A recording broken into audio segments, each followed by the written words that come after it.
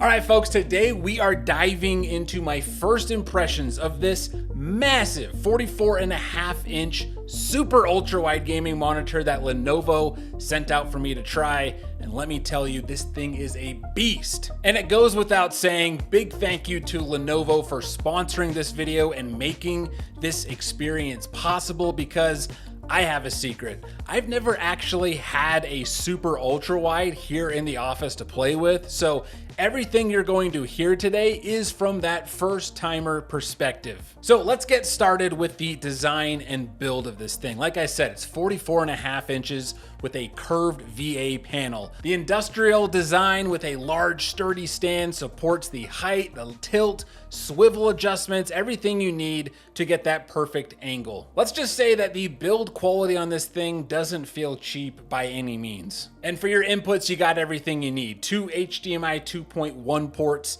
a display port 1.4, a USB-C display port, which is becoming more popular on today's monitors, 4 more USB 3.2 ports, and an audio out for your speakers if you choose to plug them in, which would probably be a good idea unless you're using headphones. Yes, the monitor does have built-in speakers, but like pretty much every monitor that has built-in speakers, nothing to write home about. The 1440p resolution on this feels really crisp. It's got a 119 ppi pixel density, I believe. And honestly, this was the first VA panel where I genuinely was impressed with how good the viewing angles were. Like, I rarely would get that washed out picture when you're at an odd angle, but man, when you are sitting down looking at this thing, it is beautiful. Now, some monitors, they kind of look like garbage when you plug them in until you do a little bit of that calibration with the image settings, but this monitor looked amazing right after plugging it in. In fact, everything that you're seeing in the video is with 0 image calibration whatsoever. Now, the advertised refresh rate on this is 170 hertz, but that's with overclocking, which I did not do. So if you're like me and you just want to plug it in and play, expect to get 165 hertz, which is still silky smooth. The 1 millisecond response time is also fast, and I just couldn't get over how smooth things moved on this display. I mean, just moving windows back and forth felt mesmerizing to me. Now, I'll be honest, I was worried about games like Call of Duty being way too wide, but it ended up being a blast, and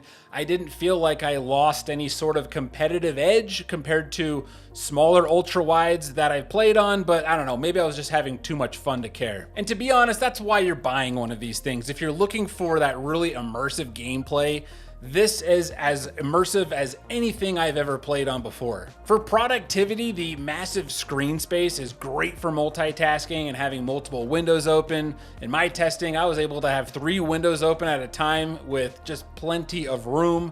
And I also tested it where I would have 2 additional monitors on the side.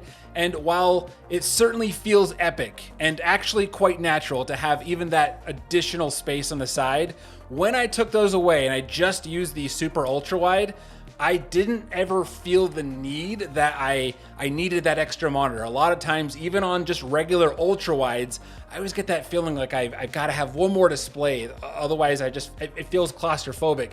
This is the first time I never felt like that. And so that is one big benefit of a super ultra wide, is you legit don't need any more displays. To be honest, I went into testing out this monitor thinking that the screen was going to be just too wide for my taste. I've always felt that super ultra wides were excessive and maybe only fun for the occasional immersive gameplay, but I found myself wanting to do everything on this monitor. It's become my new favorite monitor in the office, hands down. Now, again, all of this is coming from someone who has never owned a super ultra wide before. And while this certainly isn't anything close to a review, I can say that so far I have been really impressed with this display. If you did want to check out this display, I'll have a link down below, but let me know in the comments if you have any questions, or maybe if you've tried this monitor yourself or another super ultra wide, because I really would love to do a follow-up video on this monitor, and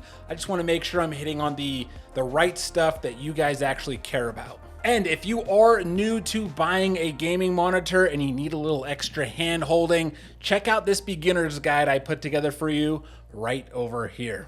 Enjoy.